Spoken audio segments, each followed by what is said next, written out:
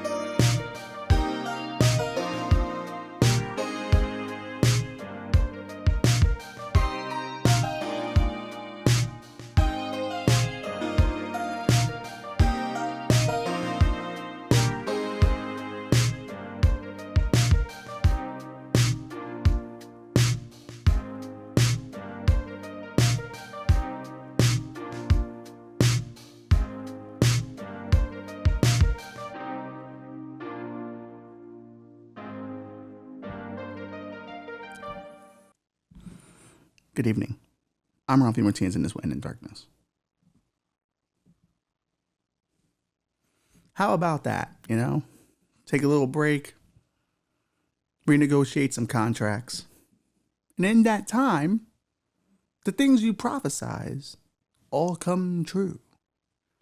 It's almost as if the very things that this show is built on, talked about, criticized, kept you informed of, all came true. Now, a better man would not gloat. He would be humble in these times and just hope that the message was disseminated, sent out to the widest net imaginable. But I am not that man. I am far from that man. In fact, I'm the wrong man in this situation because I am a petty bitch. I'm fine with being a petty bitch. It's kind of what Puerto Rican men do. We're always half effeminate, half not. And the part of us that is effeminate is petty as fuck. So fuck it. Told you so. I told you. People said, Ralph, you can't go around calling powerful elites pedophiles. I did. I did anyway. You all told me I was nuts. Guess who's right now? Guess who's right now? Now, I want to point this out. I was not one of the QAnon crazies. They have a very Marvel Cinematic Universe version of what I'm talking about. I am well researched. I am a real, true blue conspiracy theorist. I only acknowledge the good stuff that have evidence that I can prove, or at the very least, extrapolate from. So surely, when I told people, this Epstein guy might be a problem. When I said this in 2006, 2008, just no one seemed to understand what I already knew, that this man was hanging out with a bunch of powerful people. And there's a reason why Alex Jones keeps talking about him. Now, this is when Alex Jones was kind of normal. If you can imagine, there was a time where Alex Jones was a normal guy. My dear beloved Alex had a lot of things to say. Some true, some not so true. Some very confusing. Like when he told me Putin would be in charge of the New World Order, but then things changed and funding changed, and now he was no longer the leader of the NWO. Then it was Obama. And then when that didn't take, he went back to Putin. Then he went to President Xi. He's,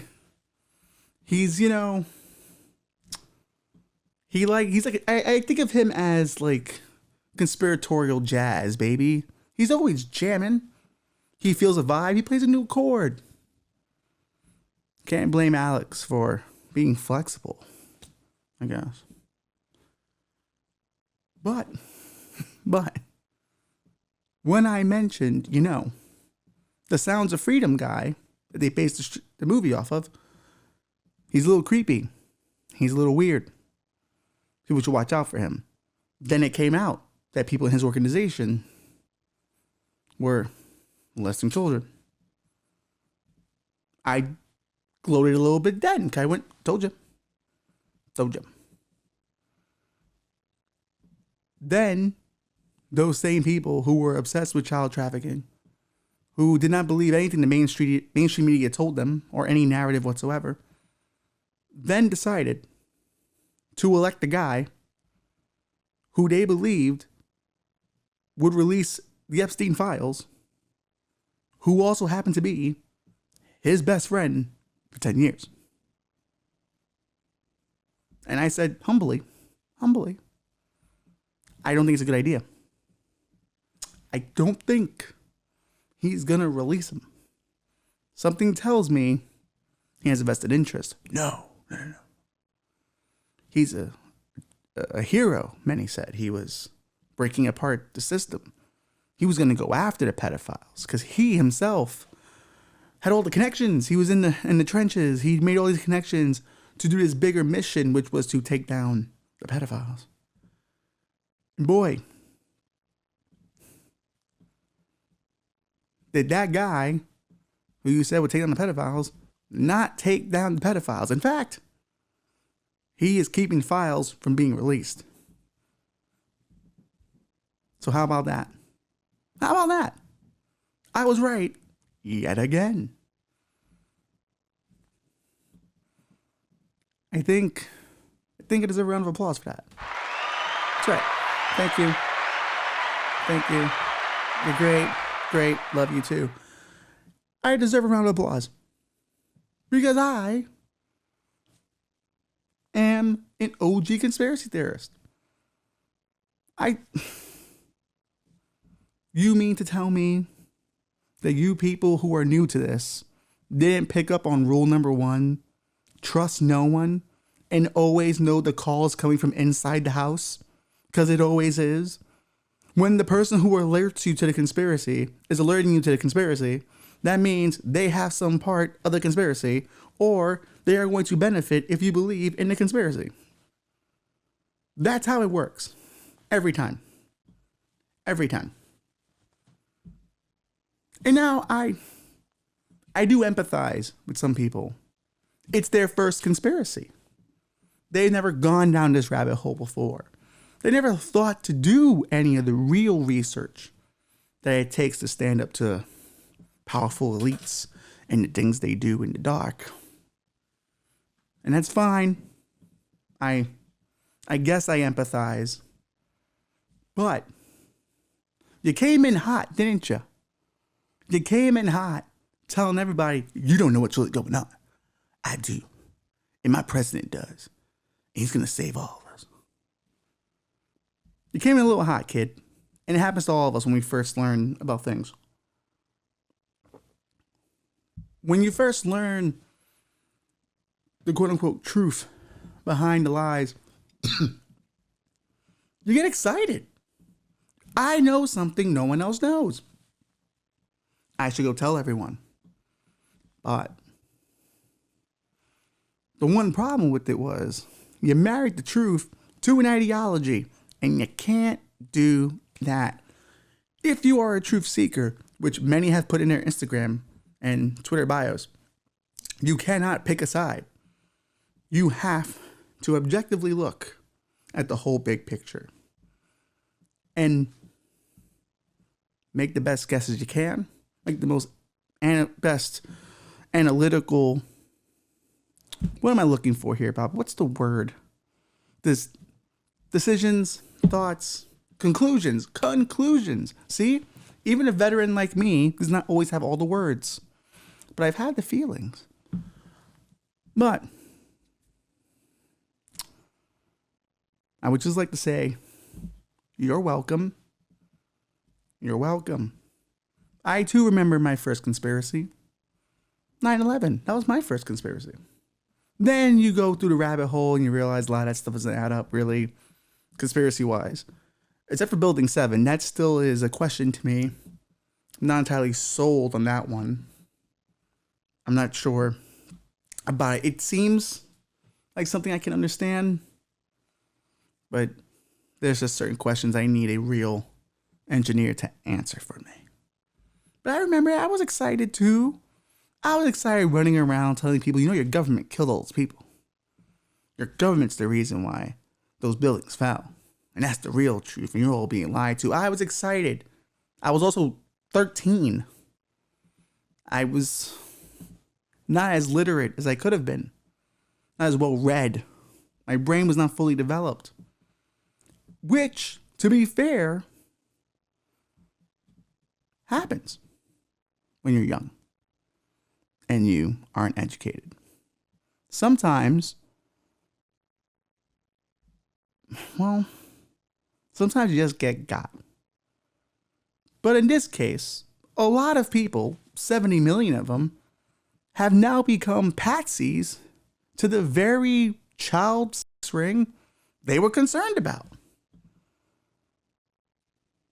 And you should not be down about it, because look at Lee Harvey Oswald. He had to shoot somebody to become a patsy. You, on the other hand, just had to walk into a voting booth and cha-ching, I'm a patsy now.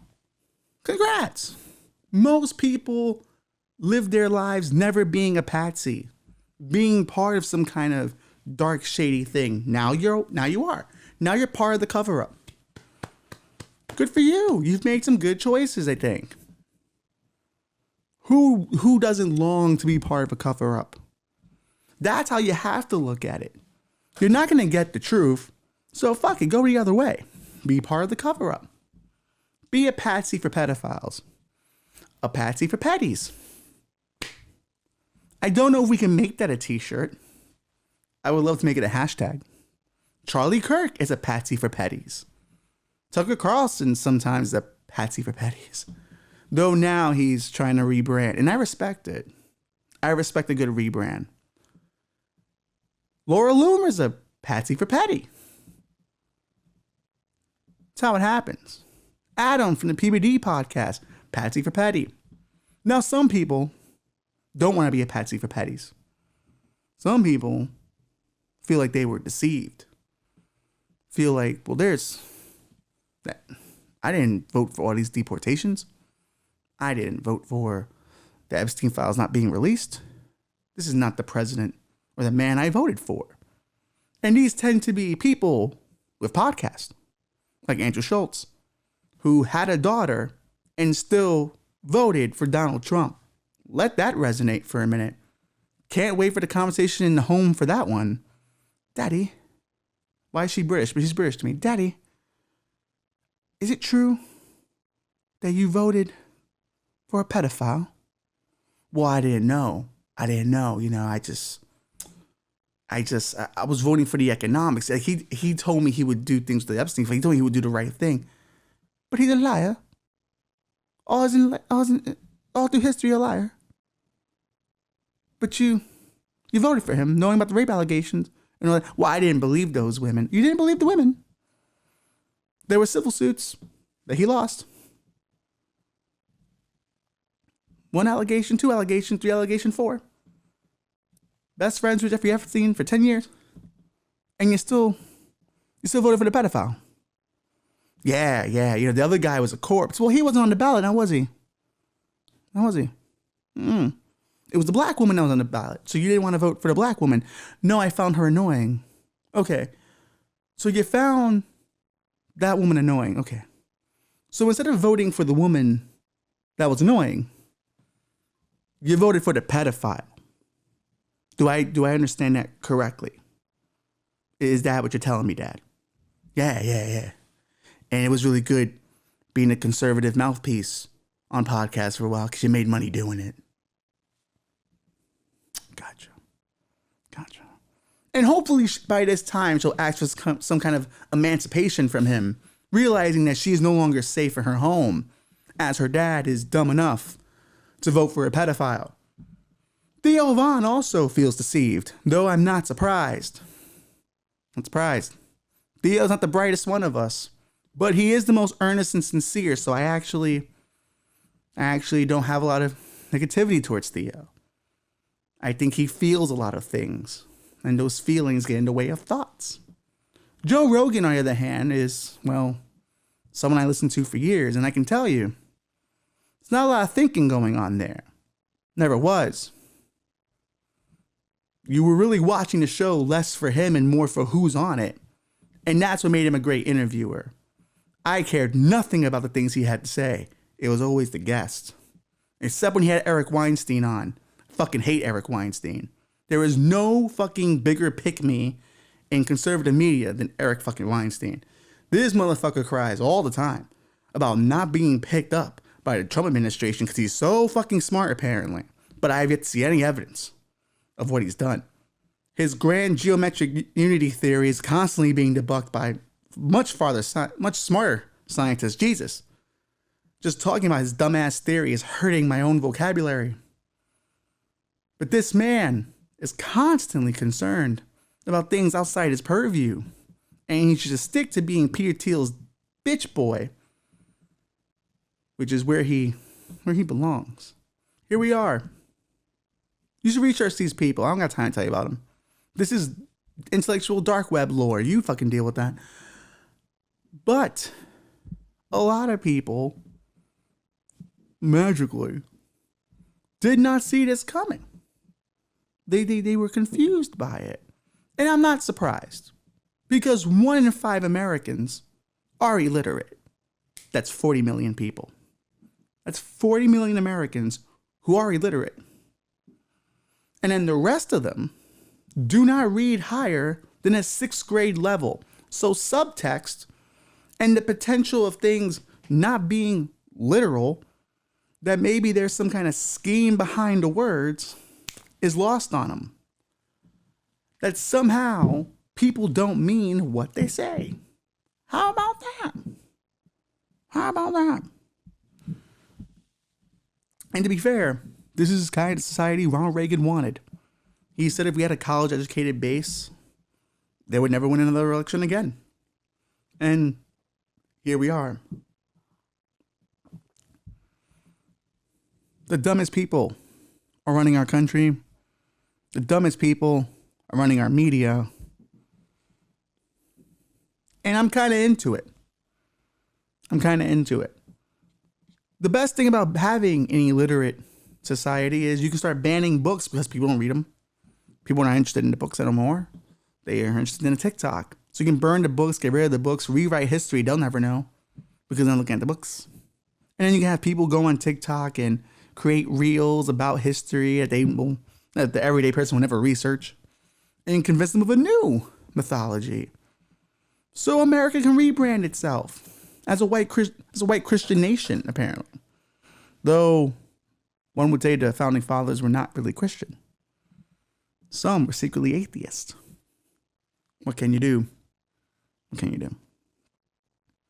But that's the beauty of an illiterate society.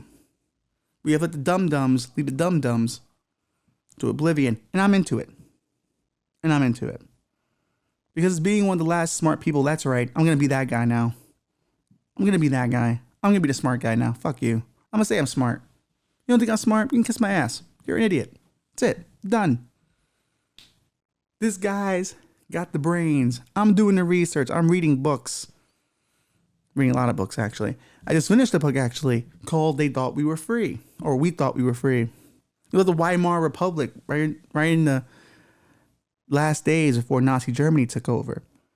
And you'd be surprised how much it's kind of reminiscent a lot of dudes just kind of fell in line because they didn't want to be outcast. And you look at a lot of the right-wing red pill manosphere shit, it's a lot of dudes just pretending that if you broke them down or a girl happened to say hi to them, they'd melt.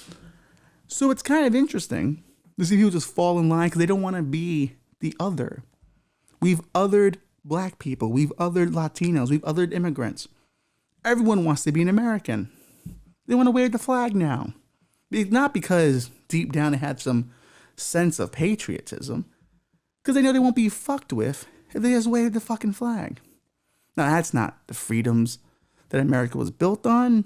The flag is just a flag.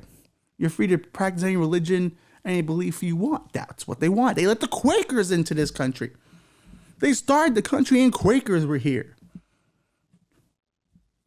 Now, I have nothing against the Quakers.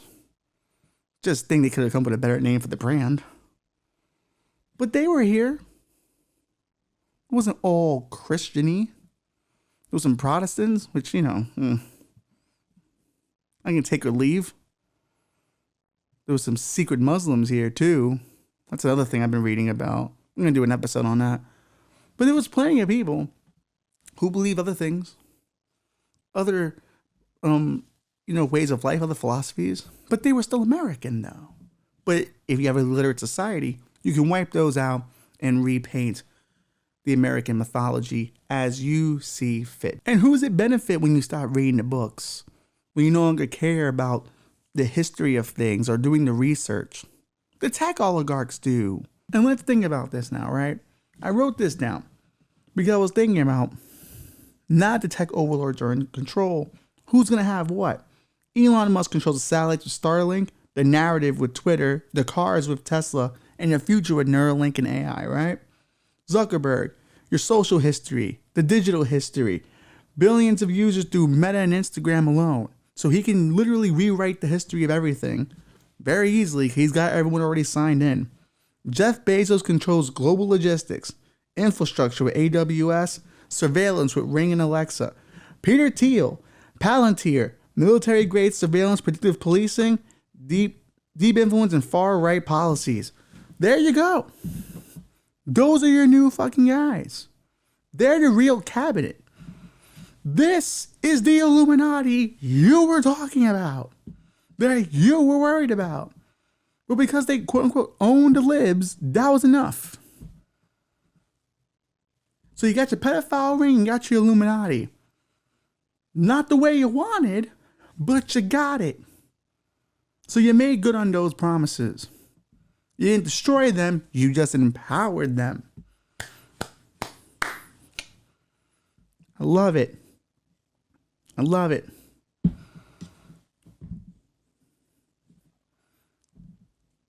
You traded in your freedoms because you were scared of trans people. Which trans people do not get arrested for molestation. It's Christian pastors that do. Grindr crashes every RNC within the city limits. Why? Because they're all closeted individuals. Because they deep down want to be gay. And I would welcome a Republican senator, a congressman to come on this show and come out. I'm the best person to come out to. I do not judge. You can be whatever you want to be. You can come out on this show. You will not be judged. Now I will ask why you spent so many years supporting policies against what you are on the inside. That will have to be asked. I'm sorry. I may not be Andrew Schultz, the top political interviewer of our generation, but I'm someone who likes to seek the truth. Maybe that's enough. But there you go. You traded all in because you were afraid of the gays. And to be honest, the gays, they don't have the power they used to. You know? They used to call it the pink mafia. I remember this. Like there was a fear of the pink mafia. And you don't want to piss off the pink mafia because they'll come after you and take everything from you. They can't even do that anymore. But you know who can? The tech bros. And they will. Along with BlackRock and all the other people that have been empowered by this administration and your votes. It's such a sad self-owned. Like, in some way, yes, I do like the victory lap. But it's such a sad self-own. Because it's such a self-own. You went from bitching about the elites to empowering them. You literally created your own overlords. You became part of the cover-ups.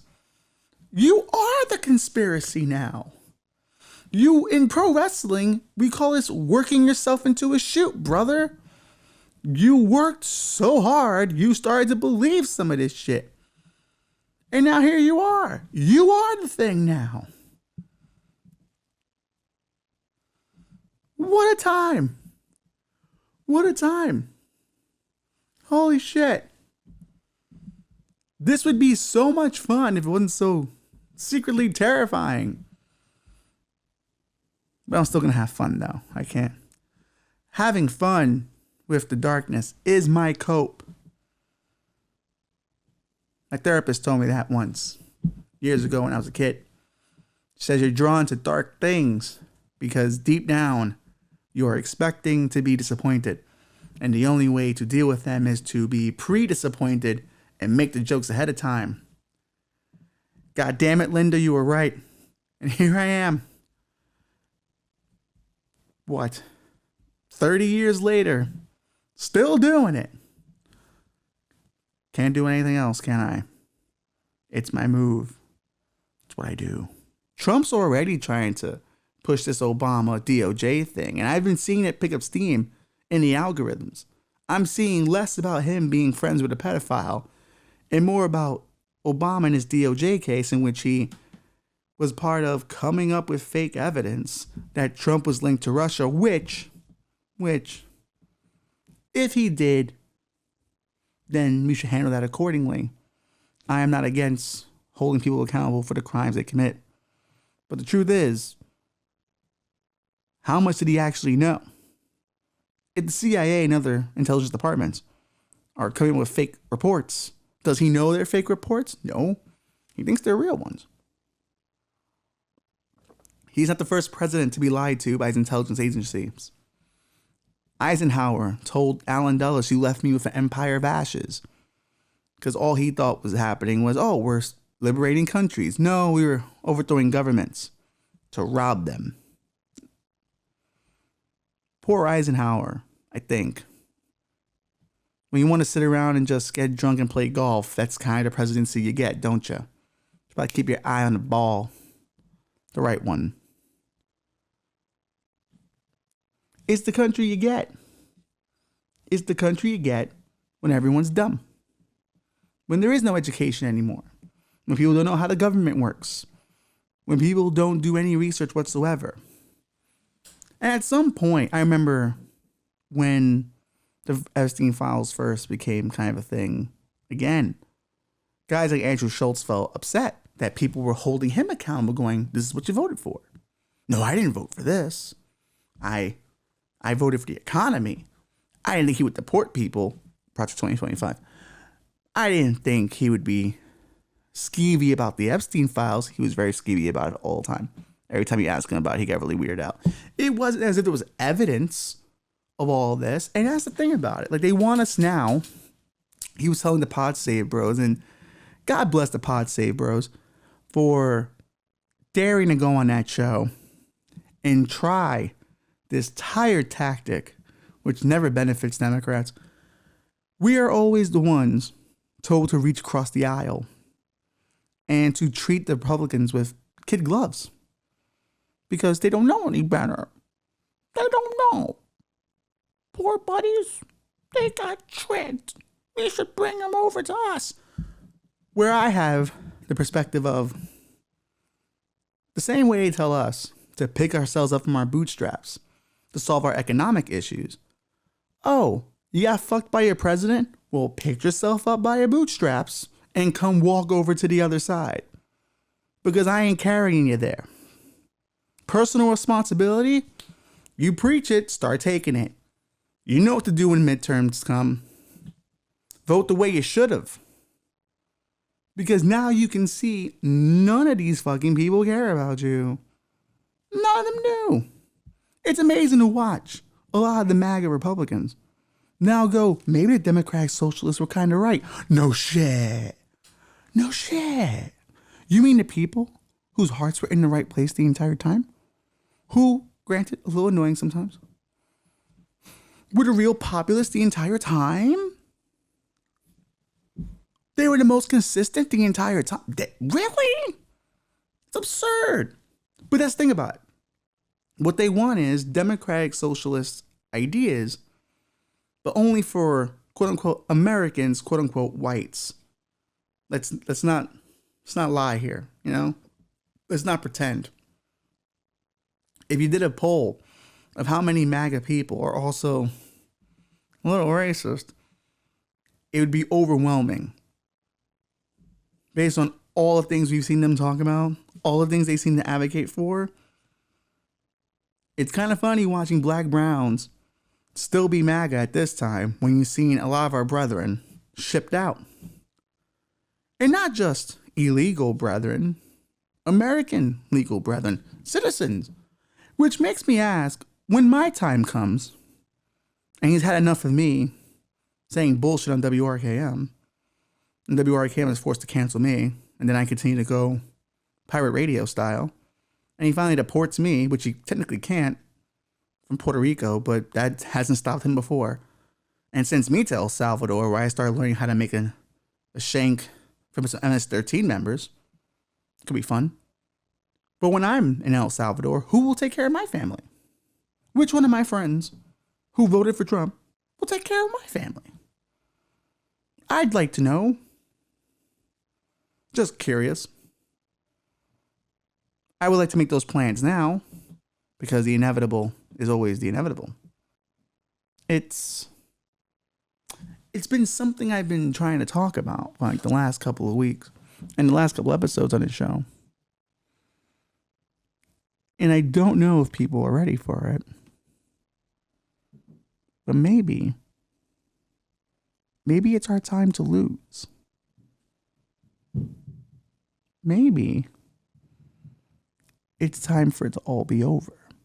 The American empire, American society, all of it.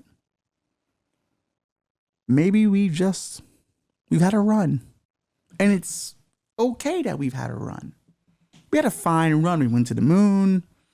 We fought ourselves over slavery. We ended up doing the right thing, but then not doing the right thing. We built the internet. We beat Nazis once until we started becoming Nazis, and that's a whole story in itself. We did so much in our run. What an empire. No empire is as great as our empire. But empires lose.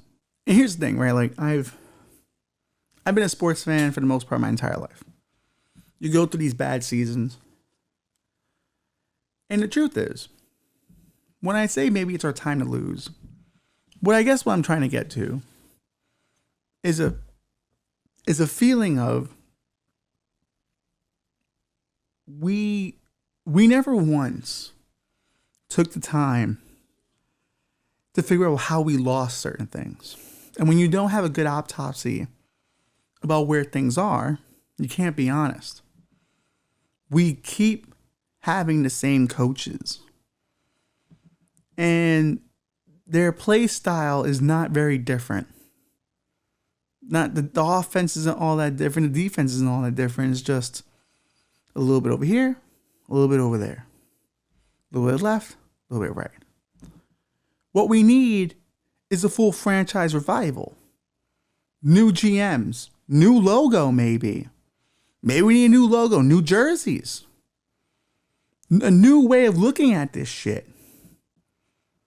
You know, new coaches, new coaching staff, a new culture. You got every team, they all go through, we got to change the culture up to have a winning culture. It sucks, but you gotta do it. It takes years to get done.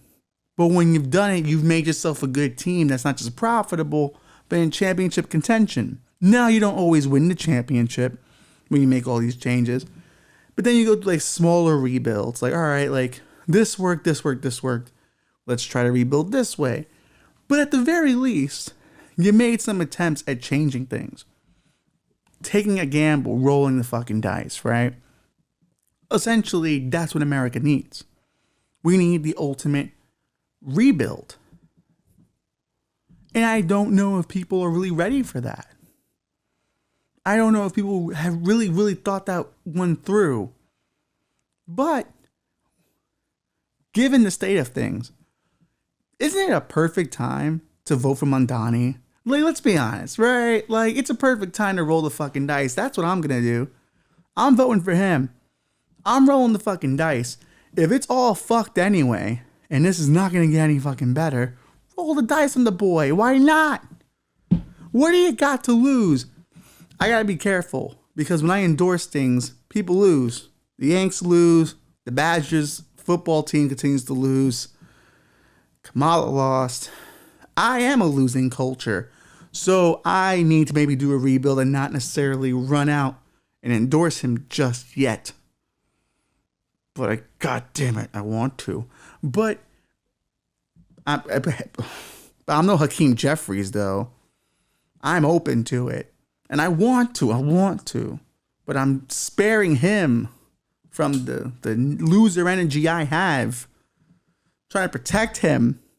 He's a good man in a fucked up city, but a good man. But that's what we need. We need a rebuild. I don't know. I don't know if people are ready for that. What it takes to make that rebuild happen. We have to question everything. We tried that before, right? We were told that we couldn't question America's history. That the 1619 Project was some kind of an abomination because how dare we reframe the founding of America? How dare we question it?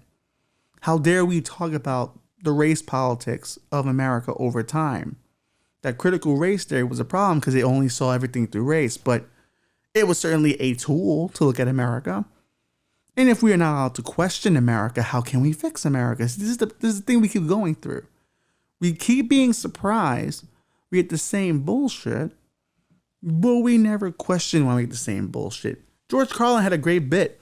He was like, look at the country. He's like, do you expect this country to provide you with the best candidates? So an education system that's failing, 1 in 5 Americans are fucking illiterate. Who do you think are our best and brightest? And if someone was smart enough to fix all this, would you even listen to him?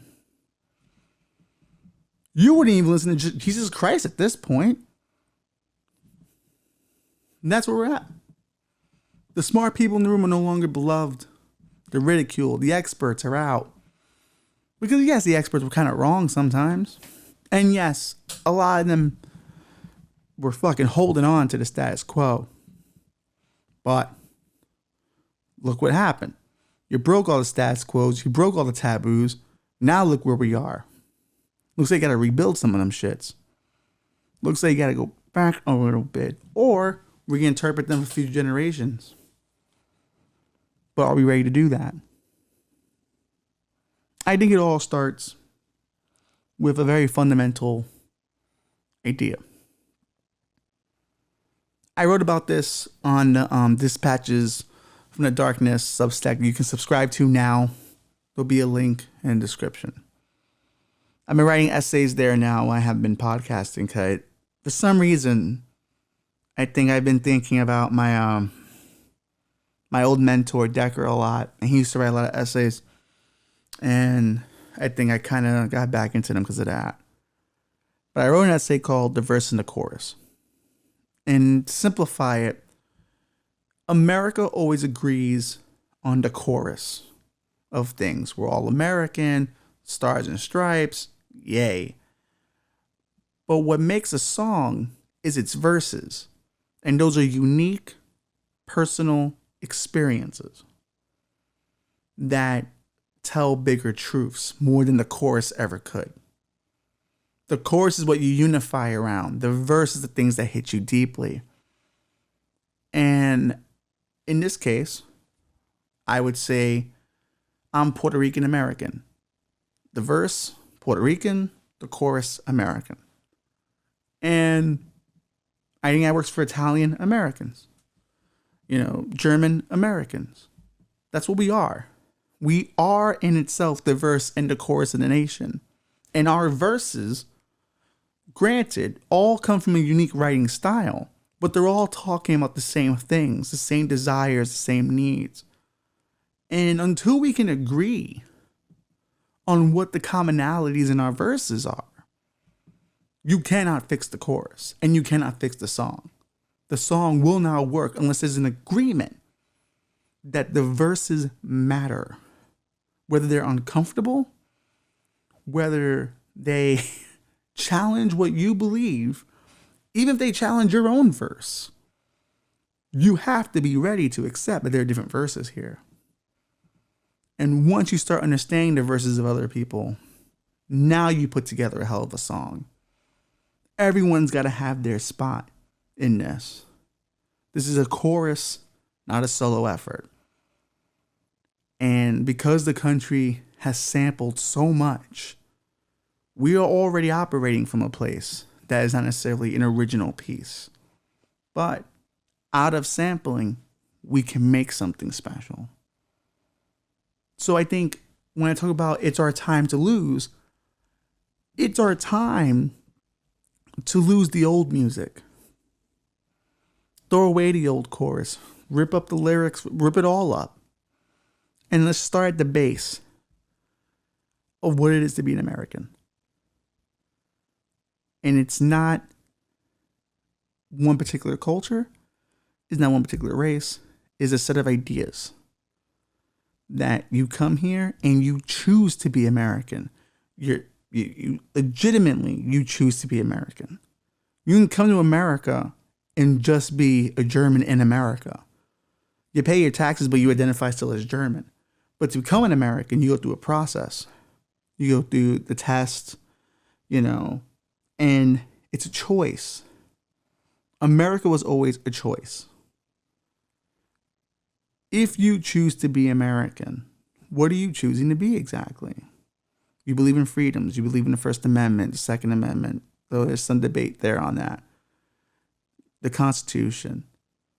But the second you no longer choose to be American because you no longer believe in the Constitution, you no longer believe in democracy or the Republic as it stands, one nation under God. Nice reference, right? But the second you have decided that you do not believe in what America stands for anymore, now we have to have a different conversation. What should it stand for in 2025? Because we know what it stood for in 1776, but they didn't imagine a country like this big, this many people. So we'd have to have a new discussion on what it means to be American. And I'm going to tell you right now, with a certain group of people, it's going to be very uncomfortable because they think they're the purest Americans. But we're going to have to remind them what the ideas of America were and why those ideas make all of us American, even the undocumented immigrant here. He comes here to make a better life for himself to achieve the American dream. That's American. Everyone came from somewhere. That's American. And if we are so fucking proud of this chorus that we just seem to fucking blare out of every fucking radio and annoy every other country with, then we're going to have to start talking about these verses. Because the song don't hit no more. A remix might be needed. So I don't know. Maybe that's how I look at our time to lose. Maybe in the oblivion, we make a new song. Or maybe the last one of us still standing writes it. Because they'll have seen it all happen. I don't know. Maybe it's our time to become like every other despot nation, where the low to middle class are just workers. We're too broke to want anything, so we're too broke to eat. We're too hungry to learn, too hungry to organize. So, the elites who just manage to make it through, or it's hand down to, just run things. We don't own anything. We're happy. Everything's behind a paywall. And you own nothing, and you'll just be a citizen of the state. And then when people get out of line, they'll be canceled because Donald Trump now believes in cancel culture now. And that'll just be it. He'll tell us how to live. He'll tell us when to die. He'll tell us when we need to get done, what we should pay attention to. And that'll be it. We don't know how to take losses in this country ever. We didn't take Vietnam well. Didn't take the war on terror well. We don't know how to lose. It's time for us to learn how to lose. Because apathy, you can't really come with apathy. Not to get gross. There's no excitement there. It's boring. It's not sexy. But oblivion, now that's sexy. That's fun. Because we're all racing towards oblivion, really. Drinking, we're boozing, we're fucking, we're doing drugs. That's what the French call orgasms a little deaf. Because that's the oblivion. There's no better feeling than that. It's all downhill from there. Or then you have to rebuild to get to that feeling again. We're overdue. We got one last good coming us. And that's it. And then we have to rebuild. We've just been jizzing all over the place. Wow. This got sad very quickly. I'm kind of bummed out, actually. All this time, I wondered what the possible end would look like. And this is it. We got 3 more years of this guy. And now it's kicking into high gear.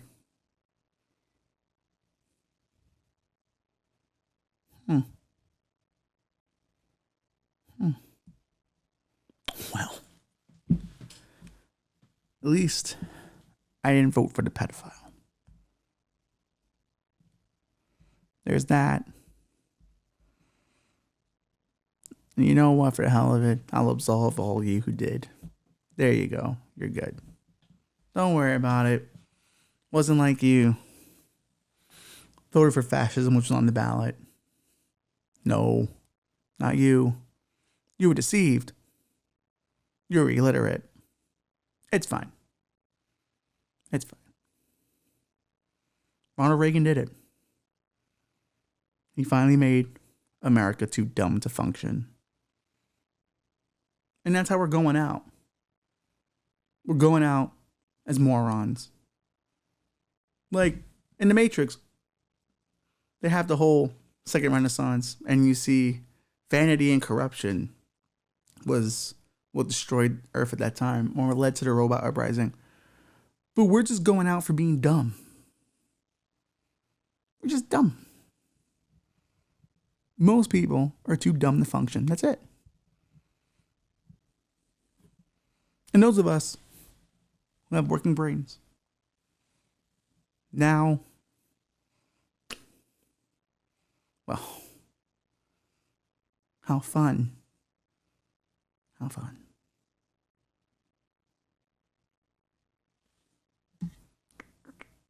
Anything else?